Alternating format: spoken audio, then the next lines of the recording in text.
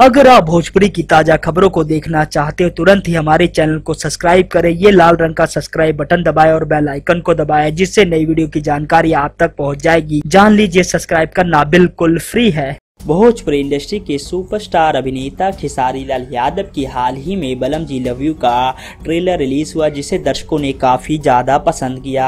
आप लोगों को बता दें दोस्तों, मात्र 2 दिनों में ही बलम जी लव यू के ट्रेलर को 36 लाख से ज्यादा लोगों ने देखा और पसंद किया। लेकिन दोस्तों, इस फिल्म की खास बात यह है कि सुपरस्टार खेसारी लाल यादव के अपोजिट जहां एक तरफ अशोक सम्राट खेसारी को टक्कर देते नजर आएंगे, वहीं पर इस फिल्म में सुपरस्टार खेसारी लाल यादव के अपोजिट 4 हीरोइन नजर आने वाली हैं। जी हां, 4 हीरोइन खेसारी लाल यादव के अपोजिट नजर आने वाली हैं। पहली है काजल राघवानी, दूसरी है अक्षरा सिंह, तीसरी सुबी शर्मा, उसके बाद चौथी स्मृति सिन्हा।